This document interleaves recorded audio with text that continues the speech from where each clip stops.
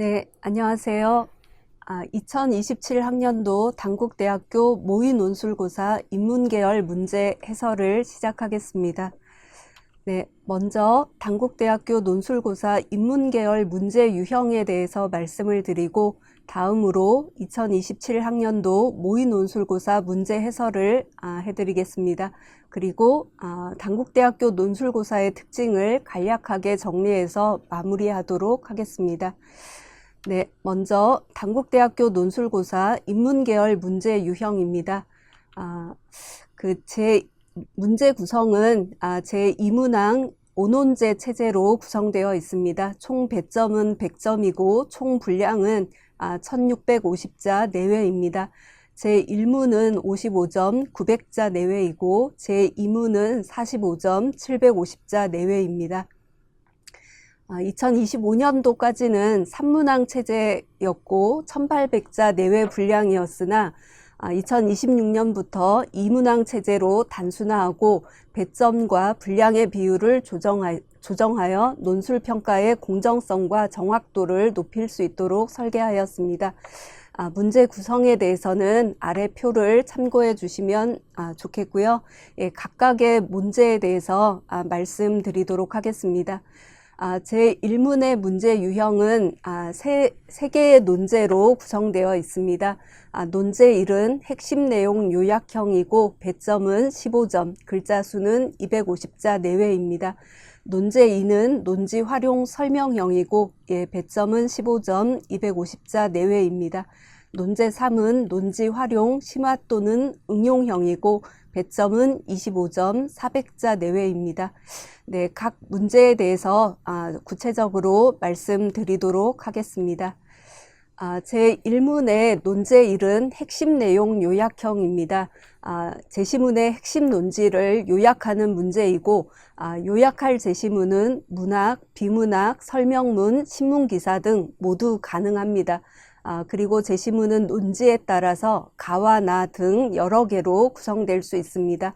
그러니까 예를 들어 가는 문학 작품이고 나는 신문기사 등으로 제시되고 또는 가는 설명문, 나는 정부나 주요 기관의 발표문 등으로 구성될 수 있습니다. 그리고 가능한 지시어는 핵심 내용을 요약하라, 핵심 내용을 각각 요약하라 등으로 나타날 수 있습니다.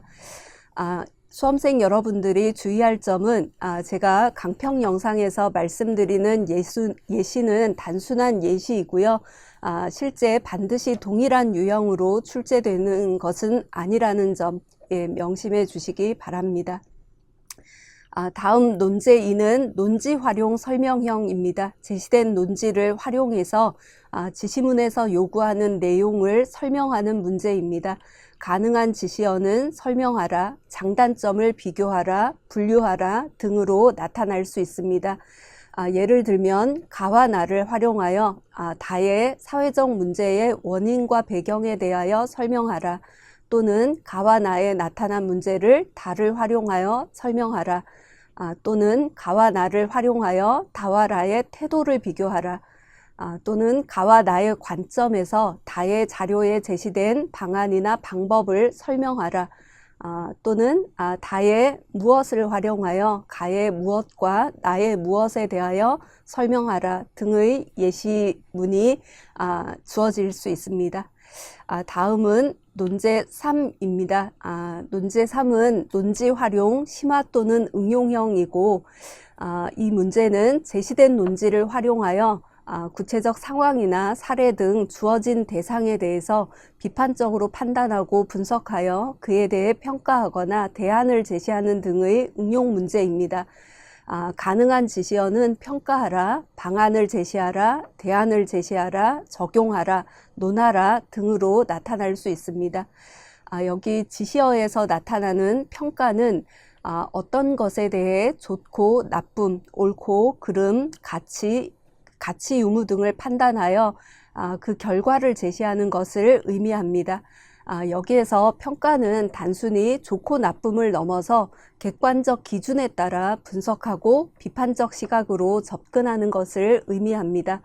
예를 들어서 가와 나의 관점에서 관점을 활용하여 라의 사회적 현상, 주장, 태도를 평가하라 라는 지시문이 나타나면 단순히 라에 나타난 사회적 현상에 대해서 긍정적이다, 부정적이다 이렇게 결과만 제시하는 것이 아니라 가와 나의 관점을 활용해 주셔야 합니다. 그래서 가의 관점에서 봤을 때 라의 사회적 현상은 어떠어떠한 점에서 긍정적으로 평가할 수 있다. 나의 관점에서 봤을 때 라의 사회적 현상은 어떠어떠한 점에서 부정적으로 평가할 수 있다. 이렇게 서술해 주셔야 합니다. 그리고 가능한 예시문으로는 설명한 내용을 활용하여 라의 어떤 문제점을 해결할 수 있는 구체적 방안을 제시하라.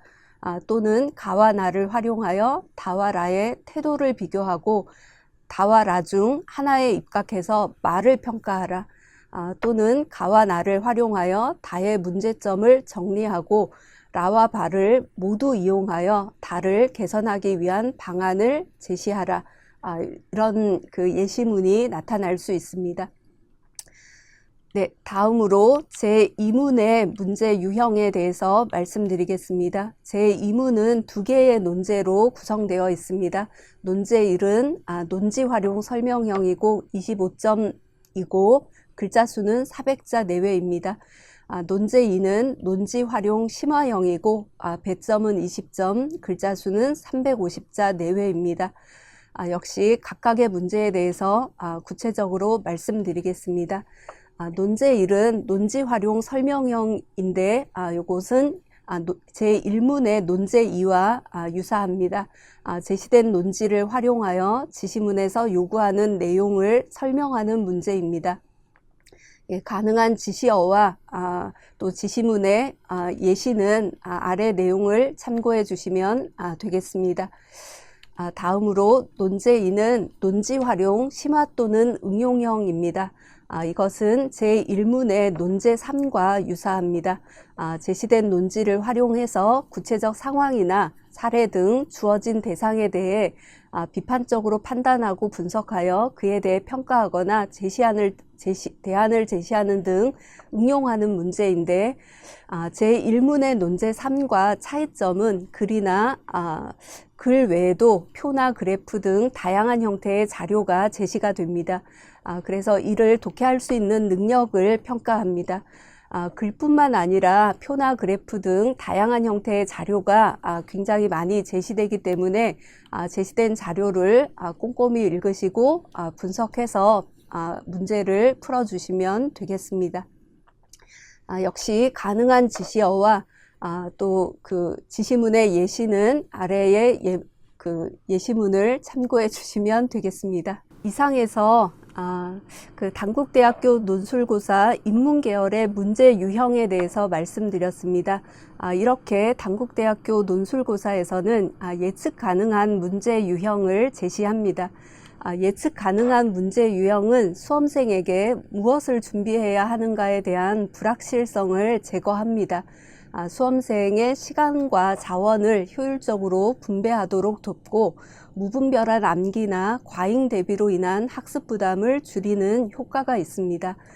논술은 단순한 지식의 암기보다 사고력의 구조화가 핵심입니다.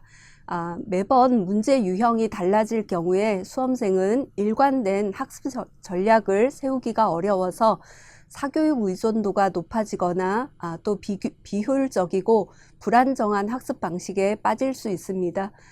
그리고 정보 접근성에 따라서 형평성 문제도 발생할 수 있습니다. 대신 문제 유형이 고정되어 있으면 수험생은 그 유형에 특화된 논리적 구성 방식, 예를 들면 문제를 제기하고 원인을 분석하고 해결 방안을 제시하는 문제 해결적 사고라든가 또 이론 및 개념을 소개하고 그 이론이나 개념을 사례에 적용해서 비판하거나 대안을 제시하는 것과 같은 사고의 틀을 반복적으로 연습할 수 있습니다.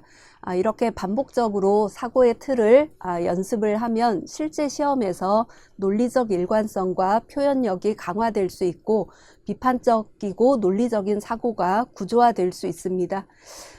그래서 단국대학교에서는 문제 유형을 고정하고 있습니다. 이렇게 문제 유형을 고정하는 것은 공교육 중심의 학습 환경을 유지하기 위해서입니다. 수험생은 교육과정 안에서 준비 가능한 틀을 수험생들에게 교육과정 안에서 준비 가능한 틀을 제공하고 교사 또한 수업 시간에 핵심 역량 중심으로 논술 지도를 체계적으로 할 수 있어서 공교육 중심의 학습 환경을 유지할 수 있습니다. 네, 다음으로 평가 내용 및 출제 영역에 대해서 말씀드리겠습니다. 평가 내용은 인문사회 통합교과형 2문제이고 출제 범위는 고등학교 국어과 사회과 도덕과 교육과정 내에서 범위 내에서 출제를 합니다. 세부 과목은 제시된 표를 참고해 주시면 되겠습니다. 네, 다음으로 2027 학년도 모의 논술고사 문제를 해설해 드리겠습니다.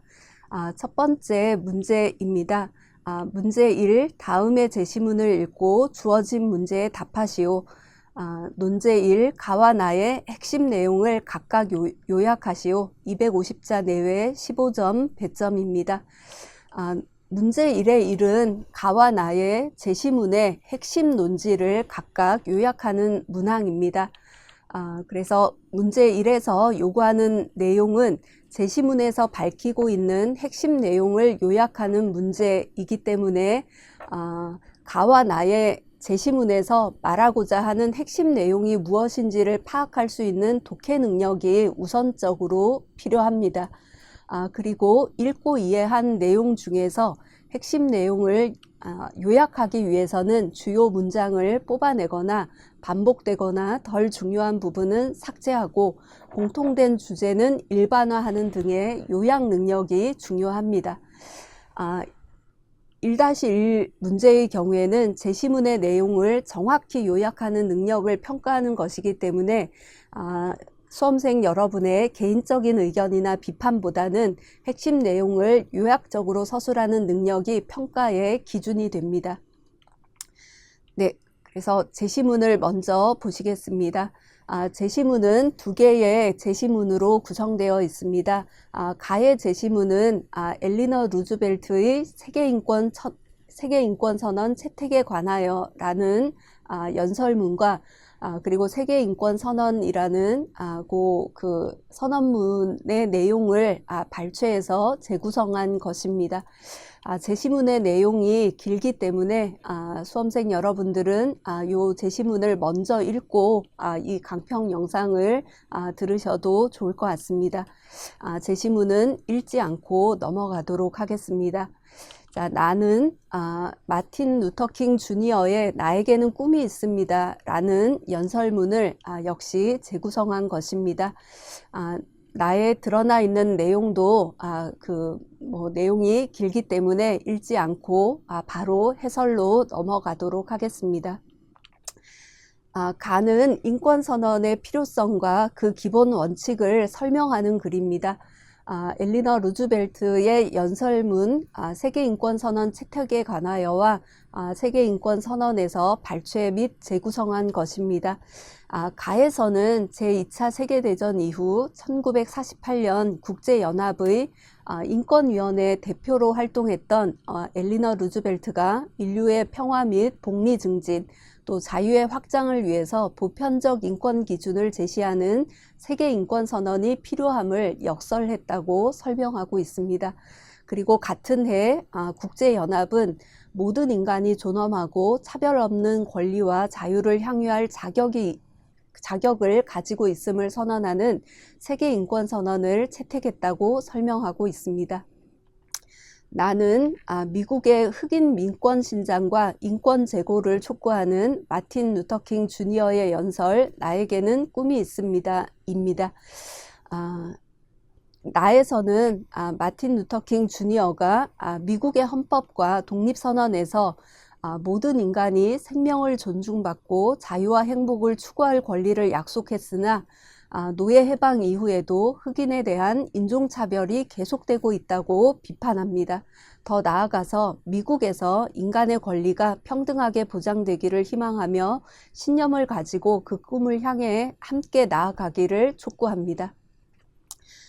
지금 요 해설 영상에서 파란색으로 표시되어 있는 부분이 가와 나의 제시문에서 이제 핵심 내용이라고 볼 수 있는 부분들입니다. 여러분들은 이렇게 파란색으로 제시되어 있는 표시되어 있는 핵심 내용을 중심으로 요약문을 서술해 주시면 되겠습니다. 예시 답안입니다. 한번 같이 읽어보도록 하겠습니다. 가는 더 나은 삶, 자유의 확장, 인류 평화를 위해 세계인권선언 제정을 촉구하는 엘리너 루즈벨트의 연설과 모든 인간이 존엄하고 평등하며 동등하게 자유와 권리를 누려야 한다는 세계인권선언의 내용을 설명한다. 나는 마틴 루터킹 주니어의 연설로 건국기에 약속된 생명, 자유, 행복 추구 등 양도할 수 없는 권리가 흑인에게 보장되지 않는 미국의 인종차별의 현실을 비판한다. 그는 이 같은 권리를 모두가 누리는 꿈을 실현하고자 한다. 이렇게 작성하면 250자 정도가 되고 가와 나의 핵심 내용을 각각 요약한 요약문이 완성이 됩니다. 네, 다음으로 문제 1의 2로 넘어가겠습니다. 문제 1의 2는 가와 나가 공통으로 추구하는 가치를 위하여 다와 라가 제시한 방법을 비교하여 설명하시오. 250자 내외 분량이고 15점 배점입니다. 문제 1-2는 가와 나가 공통으로 추구하는 가치가 무엇인지를 파악하고 이를 실현하기 위해 다와 라에서 제시한 방법을 비교하여 설명하는 문항입니다. 문제 1-2에서 요구하는 내용은 1에서 요약한 핵심 내용을 바탕으로 다와 라가 제시한 방법을 비교해서 설명하는 문제이기 때문에 이 글의 내용을 정확하게 파악하고 이를 문제 상황에 맞게 설명하는 능력이 필요합니다. 가와 나에서 공통으로 추구하는 가치는 인권이라는 것을 우리가 앞에서 살펴봤습니다. 인권이 모두에게 평등하게 보장되는 사회를 지향하는 것이 가와 나 제시문에서 공통으로 말하고자 하는 바였습니다. 그래서 다와 라에서는 인권이 침해되었을 때의 구제 방법을 각각 설명하고 있습니다. 그러니까 다와 라에서 제시한 그 인권이 침해되었을 때의 구제 방법을 공통점과 차이점을 비교해서 설명하는 능력이 이 문제에서는 중요합니다. 먼저 제시문을 보시겠습니다. 다의 제시문은 고등학교 통합사회에서 출제된 문제이고요. 시민 참여에 대해서 설명하고 있는 그 지문입니다. 라는 역시 고등학교 통합사회에서 출제된 예문이고요. 시민 불복종에 대해서 설명하고 있는 예시문입니다. 바로 이제 제시문은 읽지 않고 해설로 넘어가도록 하겠습니다. 다는 인권을 보장하기 위한 방법으로 시민 참여를 설명한 글입니다. 고등학교 통합사회 교과서 인권보장과 헌법 부분에서 발췌한 것입니다. 다에서는 기본적 인권보장을 위한 제도적인 장치가 마련되어 있다고 하더라도 시민들이 적극적으로 참여하지 않으면 기본적 인권을 누릴 수 없다고 설명합니다. 따라서 우리는 자신의 권리가 침해받았을 때 이를 구제하기 위해 적극적으로 노력할 필요가 있습니다. 이러한 노력의 방식 중에 헌법과 법률이 보장하고 있는 시민 참여에는 민원 제기, 청원운동, 집회 참가 등의 방식이 있다고 설명합니다. 라의 제시문은 인권을 보장하기 위한 방법으로 시민 불복종을 설명한 글입니다. 고등학교 통합사회 교과서 인권 보장과 헌법 부분에서 발췌한 것입니다. 라의 설명에 따르면 시민 불복종은 합법적인 방법으로는 인권 침해 문제를 해결할 수 없을 때 선택할 수 있는 방법으로 정의롭지 못한 법이나 정책에 대항하는 비폭력적인 위법행위입니다. 그러나 시민불복종은 위법행위이기 때문에 다음과 같은 조건 아래에서만 정당화될 수 있습니다. 첫째, 정당화 목적을 가져야 한다. 둘째, 비폭력적인 방법을 사용해야 한다. 셋째, 다른 수단으로 인권을 구제하는 것이 불가능한 경우에 한하여 최후의 수단으로 사용해야 한다. 넷째, 위법 행위에 대한 처벌을 기꺼이 감수해야 한다. 입니다. 역시 화면에서 파란색으로 표시된 부분이 각각 다의 그 시민 참여와 라의 시민 불복종을 설명하는 핵심들이라고 할 수 있습니다. 요 파란색 부분을 중심으로 그 비교해서 설명하시면 되겠습니다. 문제 1-2의 예시 답안입니다. 예시 답안을 같이 한번 읽어보겠습니다. 다와 라는 가와 나가 추구하는 인권이 침해되었을 때의 구제 방법을 설명하고 있다. 다는 민원 제기, 집회 참가 등의 시민 참여 방법을 설명한 것으로 이는 헌법과 법률이 보장하는 합법적인 방법이다. 반면 라는 시민 불복종을 설명한 것으로 이는 정의롭지 못한 법이나 정책에 대항하는 비폭력적인 위법행위이다. 시민 불복종은 비록 비폭력적이더라도 법을 어기는 행위이기에 엄격한 조건 아래에서만 정당화될 수 있는 최후의 수단이다. 250자입니다. 그 예시 답안을 보시면 첫 번째 문장에서는 가와 나가 추구하는 공통으로 추구하는 것이 무엇인지, 어떤 가치인지에 대해서 설명되어 있고, 둘 다, 다와 라는 그 구제 방법을, 인권이 침해되었을 때의 구제 방법을 설명하고 있다는 공통점에 대해서 서술하고 있습니다. 그리고 그 두 번째 문장은 다의 핵심 내용을 설명한 것입니다. 시민 참여에 대한 설명이라는 것, 그리고 이것이 합법적인 방법이라는 것. 다음 문장은 라의 시민 불복종에 대한 설명이라는 것, 그리고 이것이 위법행위라는 것을 설명하고 있습니다. 그리고 마지막에는 시민 불복종이 비폭력적이더라도 법을 어기는 행위이기 때문에 정당화 조건에 해당한 정당화를 만족시키는 조건들이 있다는 것을 요약적으로 기술하고 있습니다. 자, 이렇게 답안을 제출하시면 다와 라를 비교 설명하는 그 답안이 되겠습니다.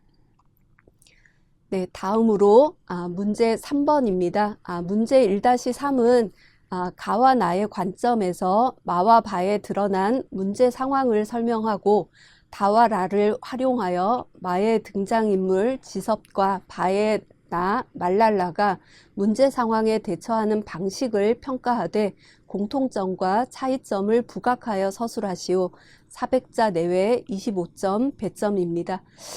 문제 1-3은 가와 나의 관점에서 마와 바에 드러난 문제 상황이 무엇인지를 설명하고 다와 라를 활용해서 마와 바의 등장인물이 문제 상황에 대처하는 방식을 평가하되 공통점과 차이점이 드러나도록 서술하는 문항입니다. 네, 그래서 문제 1-3에서 요구하는 내용은 먼저 가와 나의 관점에서 마와 바에 드러난 문제 상황이 무엇인지를 구체적으로 설명하고 다와 라를 활용해서 마와 바의 등장인물이 문제 상황에 대처하는 방식이 어떠한가를 평가하는 문제라고 할 수 있습니다. 풀이에 필요한 능력은 마와 바는 각각 소설과 수필입니다. 그래서 각 작품의 등장인물이 어떤 문제 상황에 놓여 있고 문제에 대처하는 방식의 적절성과 합리성을 비판적으로 판단하고 분석해서 평가하는 능력이 요구됩니다. 가와 나의 인권의 관점에서 보면 마와 바는 인권이 보장되지 않는 문제 상황이 드러납니다. 각각 어떤 권리 침해 상황인지를 정리해서 설명할 수 있어야 합니다. 그리고 다와 라에 제시된 시민 참여와 시민 불복종의 내용을 활용해서 마와 바의 등장인물이 문제 상황에 대처하는 방식을 평가하되 공통점과 차이점이 드러나도록 서술할 수 있어야 합니다.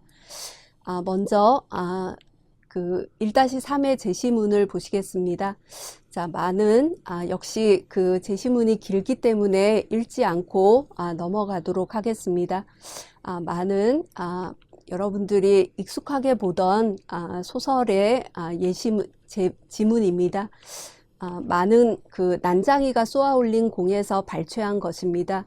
도시 빈민인 난장이 가족이 재개발로 인해 철거 계곡장을 받고 생존권을 지키기 위해 노력하지만 결국 패배하게 되는 문제를 다룬 소설입니다. 그 제시문은 난장이 가족이 재개발로 인한 강제 철거로 오랜 삶의 터전을 위협받고 있는 모습을 보여주는 장면입니다. 난장이 가족에게 계곡장이 배달되자 가난한 그들은 입주권을 팔고 이사해야 할 처지에 내몰립니다. 철거 시한이 지나자 행정 집행자들이 강제 철거를 하기 위해서 집을 쇠망치로 부수고 이로 인해 가족은 주거권을 침해받는 문제 상황에 놓입니다. 그리고 등장인물 중에 한 명인 지섭은 개천 건너 부유한 주택가에서 가정교사로 일하고 있는 인물입니다.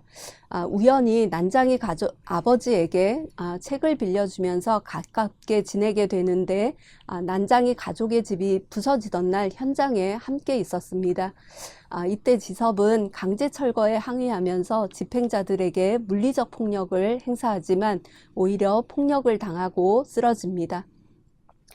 이런 지섭의 행동은 행정 권력의 법과 정책에 반하여 철거 집행자들에게 폭력적인 방법으로 대항한 것이기 때문에 합법적인 시민 참여를 할 수도 없고 또 시민 불복종의 정당화 조건에도 부합하지 않습니다. 다음으로 문제 1-3의 바의 제시문을 보시겠습니다. 역시 제시문의 양이 많기 때문에 읽지 않고 바로 해설로 넘어가도록 하겠습니다. 바의 제시문은 고등학교 문학교과서에 나와 있는 나는 말랄라에서 발췌한 것입니다. 여성의 교육받을 권리를 위해서 노력했던 파키스탄의 소녀 말랄라의 삶을 다룬 수필입니다. 제시문은 탈레반이 여성의 교육권을 제한하는 것에 대항해서 나아가 권리를 찾기 위해 노력하는 모습을 보여주는 장면입니다. 탈레반은 여성이 교육받는 것이 이슬람 교리에 어긋난다면서 학교를 파괴하고 이로 인해서 말랄라는 교육권을 위협받는 문제 상황에 놓입니다. 그녀는 겨우 11살의 나이지만 탈레반이 그릇되었다고 생각하며 언론 인터뷰에서 소녀들의 교육받을 권리를 말합니다. 이후에도 계속 학교는 파괴되지만 말랄라는 언젠가 학교가 다시 시작할 것이라는 희망을 버리지 않습니다. 이런 나의 행동은 지배 권력의 정책에 반하는 것이므로 합법적인 시민 참여를 할 수 없습니다. 그러나 비폭력적인 방법으로 정의롭지 못한 정책에 대항한 것이므로 시민 불복종의 정당화 조건에 부합합니다. 그래서 역시 그 표시되어 있는 파란색과 빨간색 그런 문장들이 우리가 이제 예시 답안을 작성할 때 활용할 수 있는 문장들이라고 할 수 있습니다. 문제 1-3의 예시 답안을 보시겠습니다. 가와 나의 관점에서 보면 마와 바는 모두 기본적인 인권인 자유와 행복 추구 권리를 빼앗긴 문제 상황이다. 난장이 가족은 강제 철거로 인해 주거권을 침해받고 나는 탈레반의 여성교육 금지 명령으로 인해 교육권을 위협받는다. 여기까지 서술하면은 앞에서 그 1-3의 지시문에서 나와 있던 것처럼 가와 나의 관점에서 마와 바는 각각 어떤 문제 상황에 놓여 있는지를 설명한 그 답안이 되겠습니다. 다음 이런 문제 상황에서 마의 지섭은 철거를 집행하는 사람들에게 물리적 폭력을 행사하고 바의 나는 탈레반에 대항해 소녀들의 교육권 보장을 주장하는 언론 인터뷰를 한다. 요 내용은 마의 지섭과 바의 나 말랄라가 각각 문제 상황에 어떻게 대처하는지를 설명하는 문장이라고 할 수 있습니다. 이러한 그 바의 지섭과 바의 나라는 인물의 행동이 각각 어떤 의미를 가지는지를 이제 평가해서 서술하면 됩니다. 자, 이는 모두 지배 권력의 법제와 정책에 반하는 것이기 때문에 다에서 제시한 시민 참여는 아니다 라는 것을 공통적으로 말씀해 주시고, 그런데 라를 통해 보면 지섭은 폭력적인 방법으로 대항한 것이기 때문에 시민 불복종에 해당하지 않는다 라는 점, 그리고 나는 비폭력적인 방법으로 정의롭지 못한 정책에 대항한 것이므로 시민 불복종의 정당화 조건에 부합한다 라는 점을 비교해서 서술해 주시면 예시 답안이 완성되겠습니다. 네, 다음 두 번째 문제 2로 넘어가도록 하겠습니다. 문제 2, 다음의 제시문을 읽고 주어진 문제에 답하시오. 논제 1, 가와 나에 나타난 문제를 다를 활용하여 각각 설명하시오. 400자 내외 25점 배점입니다. 문제 2-1은 가와 나에 나타난 문제가 무엇인지를 파악하고 다에 제시된 핵심 개념을 활용해서 설명하는 문항입니다. 문제 2는 문제 1과 다르게 그 제시된 자료에 글뿐만 아니라 표와 그림이 있다는 것이 특징입니다. 그래서 제시된 자료에 대한 정확한 분석과 합리적인 판단이 필요합니다. 먼저 제시문을 보시겠습니다. 문제 2-1의 제시문 가는 고등학교 국어 교과서에서 출제한 내용이고요. 가는 여러분들이 잘 알고 있듯이 박지원의 허생전에서 발췌한 그 예문입니다. 그리고 문제 2-1의 나의 제시문은 여러분들이 표와 그래프와 그림이 있는데 잘 들여다보시면 설탕 가격과 소비자 물가 지수 추이가 나타나 있습니다. 소비자 물가에 비해서 설탕 가격이 굉장히 높다는 것을 이제 그래프를 통해서 확인할 수 있고요.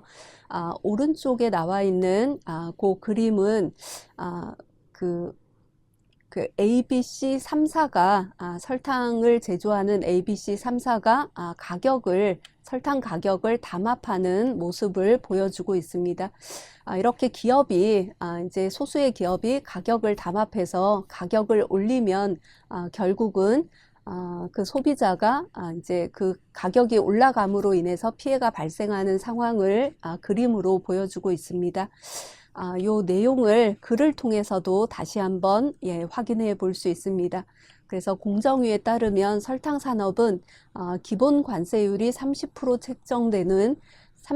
책정되는 등 국내 생산자 보호를 위한 무역 장벽이 존재하고 초기 비용이 많이 들어 오랜 기간 제당 3사 체제가 유지되어 왔다.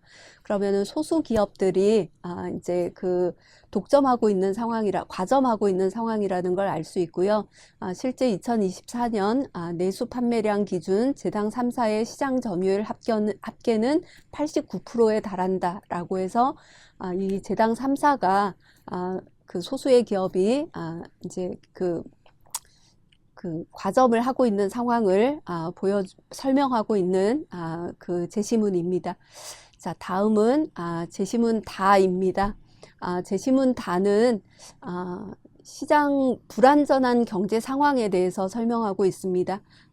여기에 보시면 시장 경제 체제는 수요자와 공급자가 자유롭게 경쟁하여 시장 가격이 결정되고 자원이 효율적으로 배분이 되는데, 그러나 현실에서는 이런 소수의 기업이 시장을 지배하는 불안전한 경제 상황으로 인해 독점 시장이나 과점 시장의 모습이 나타날 수 있다라는 것을 설명하고 있습니다.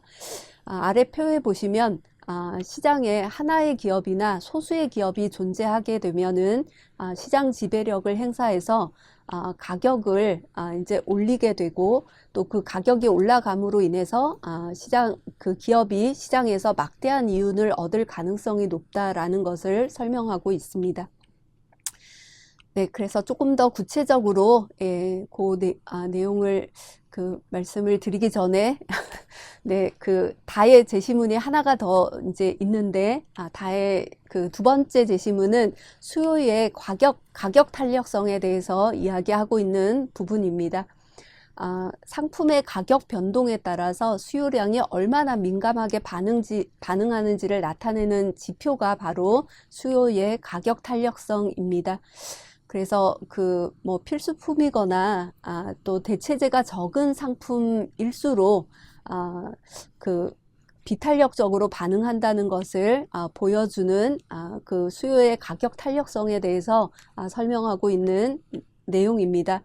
역시 고등학교 경제 교과서에서 출제된 제시문입니다. 그래서 나와 다의 제시문을 조금 더 구체적으로 설명해 드리면, 가는 박지원의 허생전에서 허생이 유교사회의 필수품이자 대체가 불가능한 과일과 말총을 매점매석하여 단시일에 부를 축적할 수 있었던 당시의 취약한 경제상을 보여주고 있습니다.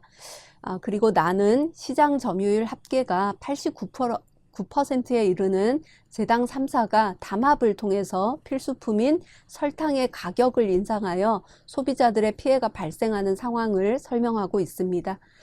그리고 다의 첫 번째 지문에서는 시장 실패의 원인 중 하나인 시장의 불완전한 경쟁에 대해서 설명하고 있습니다.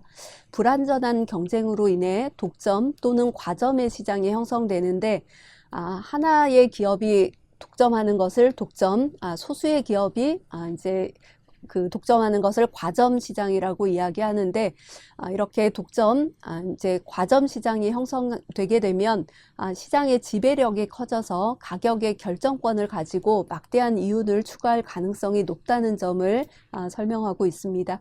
그리고 두 번째 지문에서는 상품의 가격 변동에 따라 수요량이 얼마나 민감하게 반응하는지 수요의 가격 탄력성에 대해서 설명하고 있습니다. 필수재와 대체재가 적은 비탄력적 재화의 경우 독점과 과점 시장에서 기업은 가격을 올려서 폭리를 취할 수 있다라는 것을 설명하고 있습니다.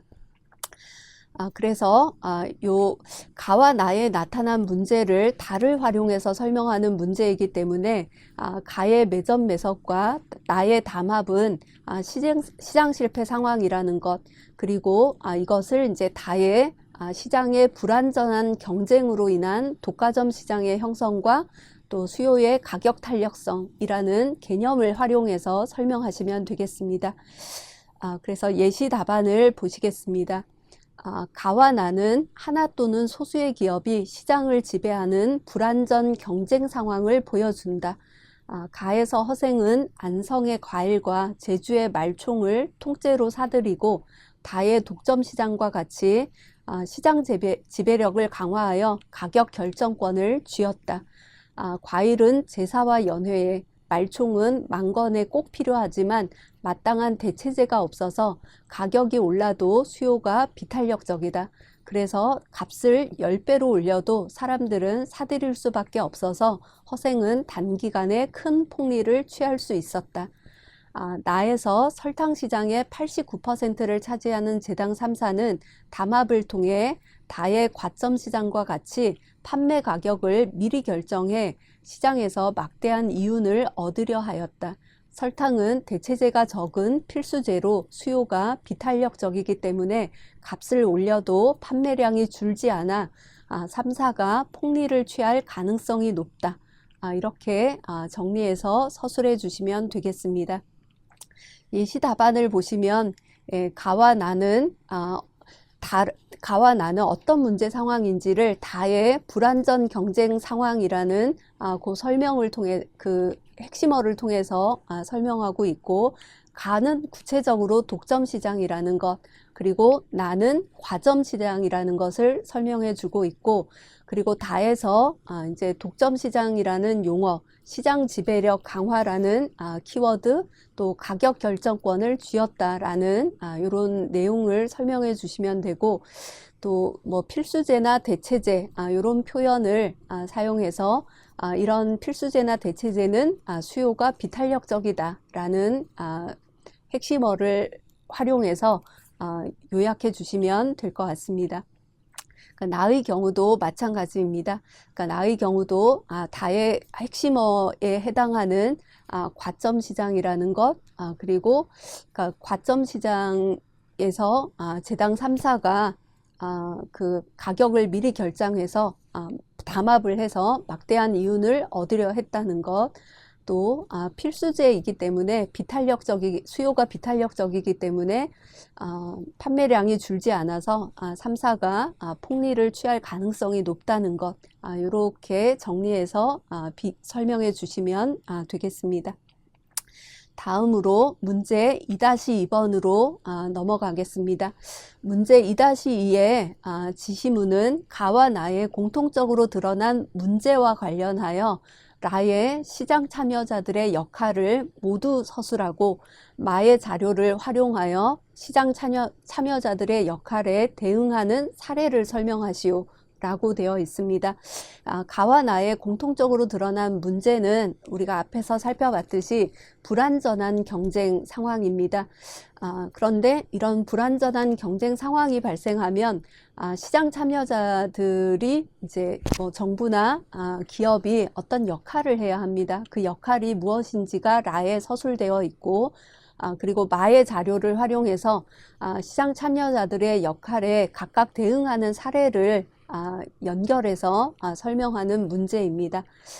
그리고 괄호에 보시면 라에 대응하는 마의 자료는 서로 달라야 한다라고 되어 있으니까 시장 참여자들의 역할이 3개고 4개면은 각각 대응하는 사례도 3개, 4개로 각각 그 제시가 되어 있으니까 그 대응하는 사례를 하나씩만 연결해서 설명하라는 문항이라고 할 수 있습니다.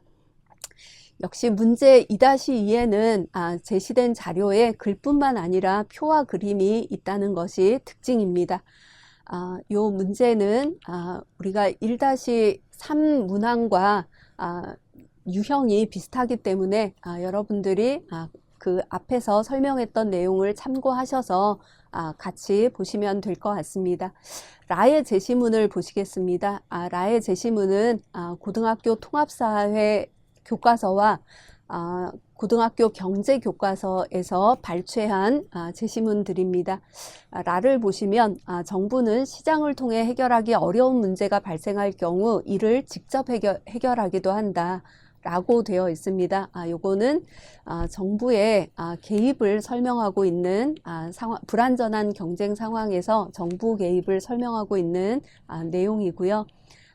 두 번째 제시문을 보시면 시장 실패를 해결하기 위한 정부의 시장 개입이 이를 해결하지 못하거나 오히려 악화시키는 것을 정부 실패라고 한다라고 해서 정부 실패를 설명하고 있습니다. 정부 실패 또한 시장에서 비효율적인 자원 배분을 가져온다. 따라서 정부는 정부 실패를 해결하기 위해 불필요한 규제를 완화하거나 행정 절차를 간소화할 수 있다. 라고 설명되어 있습니다. 다음 3번째 지문은 슌펜터의 그 기업가 혁신에 대해서 설명하고 있는 내용입니다. 슌펜터는 기술 혁신을 통해 생산 방식을 개선하고 새로운 제품을 개발하는 기업가의 노력을 창조적 파괴라고 하였다. 그는 창조적 파괴가 경제 발전의 본질이며 창조적 파괴에 성공한 기업은 독점적 이윤을 얻을 수 있다고 주장하였다. 라고 해서 슈펜터의 창조적 파괴에 대해서 설명하고 있는 예시문입니다. 다음 4번째 제시문은 기업은 이윤을 추구하는 동시에 환경을 고려하고 소비자의 권익을 침해하지 않아야 하며 경제 활동과 관련된 법률을 지키는 등의 노력을 해야 한다. 이와 같이 기업이 이윤 추구 외에도 사회에 긍정적인 영향을 미치는 책임 있는 행동을 해야 한다는 것을 기업의 사회적 책임이라고 한다. 이렇게 설명되어 있습니다. 그래서 라의 첫 번째 제시문은 정부 개입, 두 번째는 정부 실패, 세 번째는 기업가 정신, 네 번째는 기업의 사회적 책임에 대해서 설명하고 있는 제시문입니다. 다음 바의 제시문을 보시겠습니다. 바의 자료 1은 그 도표에 세계 기업 혁신기업 순위가 나타나 있고요. 아래쪽에는 세계 혁신기업 그 3사의 각 분야에서의 점유율을 제시하고 있습니다. 그리고 자료 2를 보시면 그 설명을 먼저 보시면 국내 기저귀 제조기업 Y사는 이른둥이를 위한 전용 기저귀를 생산하고 있다. 이른둥이란 임신 37주 미만이거나 출생 체중이 2.5kg 이하로 태어나는 조산아를 일컫는다. 이른둥이 기저귀는 생산 준비에 일반 기저귀의 2배 이상 시간이 소요되고 생산 속도도 30% 이상 낮아져 경제성 측면에서 비효율적이다. 막대한 비용을 들이고 있음에도 현재 Y사의 이른둥이 기저귀는 30여 곳의 종합병원과 대학병원에 무상으로 제공되고 있다. 이렇게 설명되어 있습니다. 그래프를 보시면 오른쪽에 보시면 Y사의 시장 점유율이 기저귀 분야에서 가장 높다는 것을 알 수 있고요. 왼쪽 자료를 보시면 이른둥이의 출산 비중이 나타나 있습니다. 그래서 아래 설명과 연결해 보시면 시장 점유율이 굉장히 높은 Y사가 사회적인 책임을 다하기 위해서 이른둥이 기저귀를 전용 기저귀를 생산하고 있다는 것을 설명하는 제시문이라고 할 수 있겠습니다. 다음 자료 3을 보시겠습니다. 이 자료 3에 설명되어 있는 글을 먼저 보시면 코비드19 코로나 바이러스 감염증의 확산과 함께 마스크 수요가 급증하였다. 정부는 2020년 3월 6일에 마스크의 해외 수출을 원칙적으로 금지하고 마스크를 매점 매석한 경우에 마스크 전량을 공적 판매처로 출고하도록 하였으며 공적 판매처에서 판매하는 마스크 가격은 1,500원으로 통일하도록 하였다. 라고 설명되어 있습니다. 아래쪽에 그림과 그래프를 보시면 한쪽에서는 왼쪽 그림에서는 마스크 가격 인상이 좀 제한된 내용을 마스크 가격 인상이 이제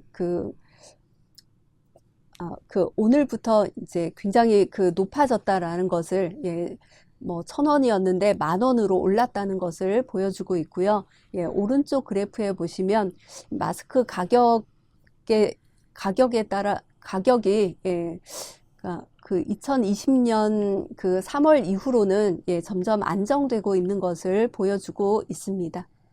자, 이거는 정부가 개입을 해서 가격이 안정된 사례를 보여준 설명이라고 할 수 있겠습니다.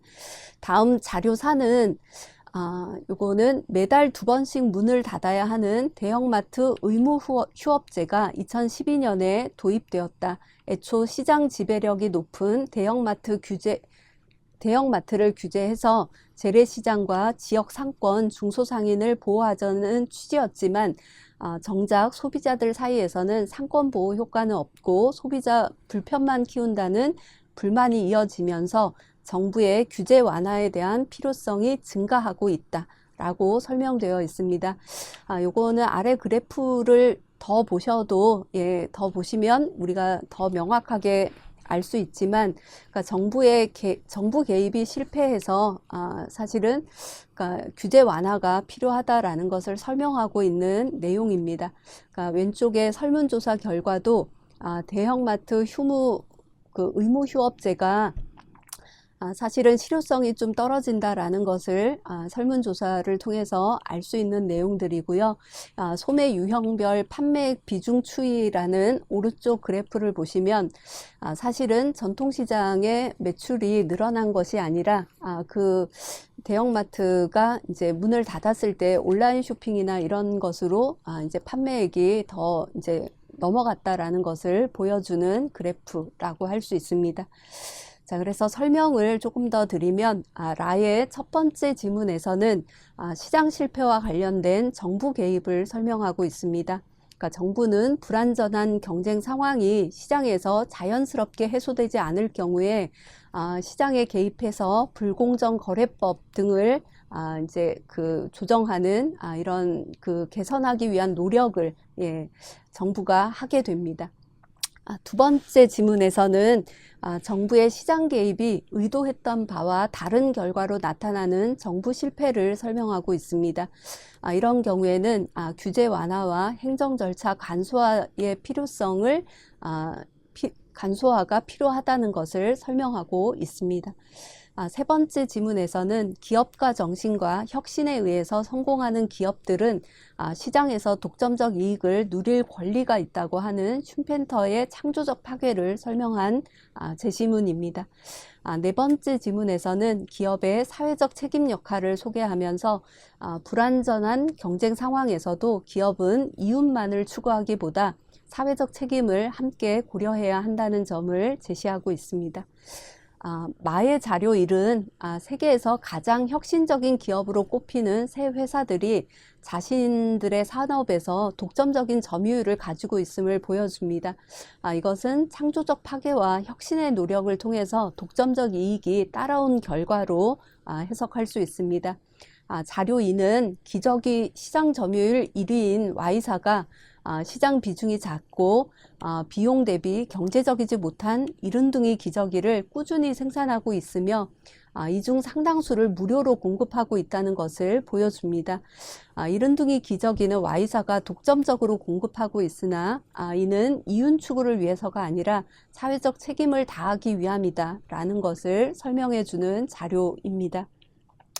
다음 자료 3은 코비드-19 팬데믹 초기에 마스크 수요가 급증하면서 마스크 매점 매석 현상이 일어나고 가격이 폭등한 점을 보여줍니다.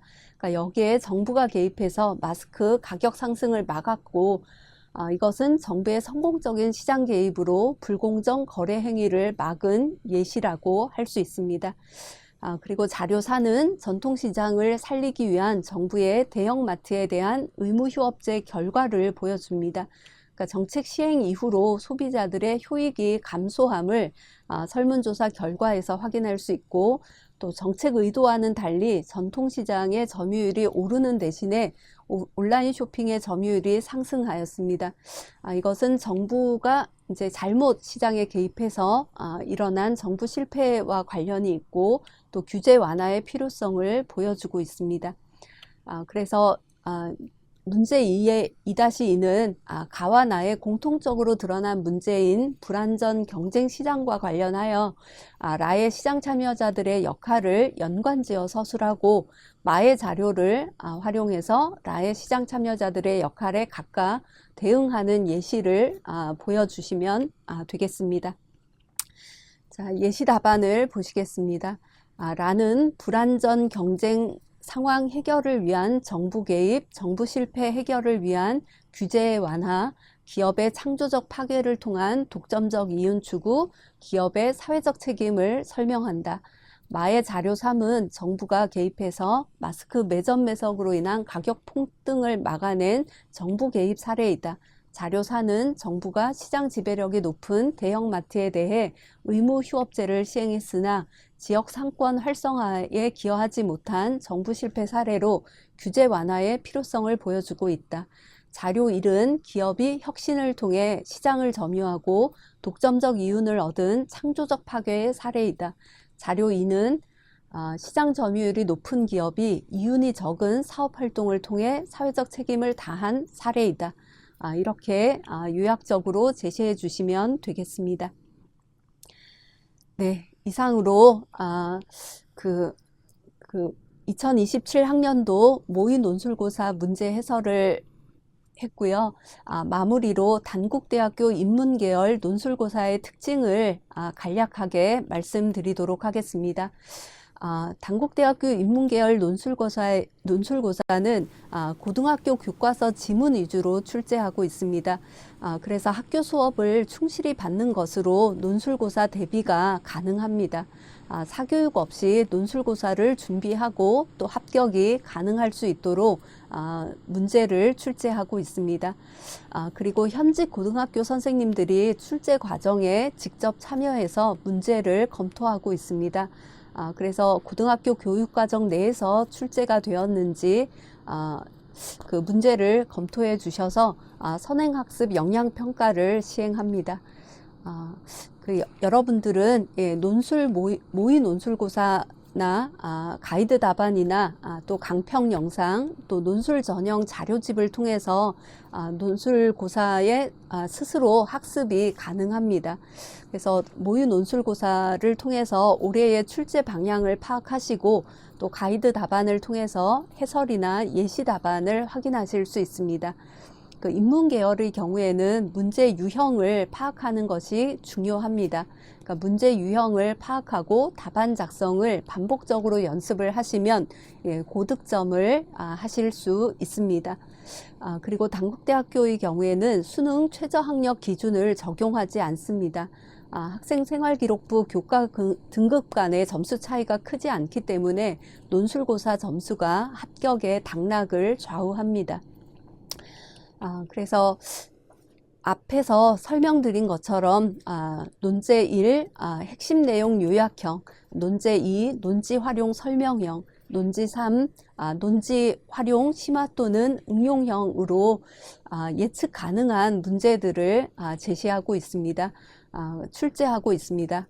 이와 같은 문제 유형을 여러분들이 반복적으로 살펴보시고 답안 작성을 연습을 하시면 충분히 시험을 준비하고 치를 수 있습니다. 오늘 모의 논술고사 해설을 했는데 문제가 상대적으로 수월해 보일 수 있지만 이 문제들은 수험생들의 학습 역량 파악을 위해서 요구되는 내용을 모두 담고 있습니다. 이 문제들을 풀이할 수 있다면 대학 교육을 받기에 충분한 기초 역량을 갖추었다고 판단할 수 있다는 점에서 단국대학교는 이와 같은 출제 원칙을 유지하고 있습니다. 네, 이상으로 2027학년도 단국대학교 모의 논술고사 문제 해설을 마치겠습니다. 논술고사 가이드 답안을 활용하시고 강평 영상을 반복 청취를 하신다면 여러분들이 스스로 어떤 문제점이 있는지를 또 보완할 수 있는 점들을 찾을 수 있을 겁니다. 2027학년도 단국대학교 논술고사에 응시할 여러분들의 건승을 기원합니다. 네, 감사합니다.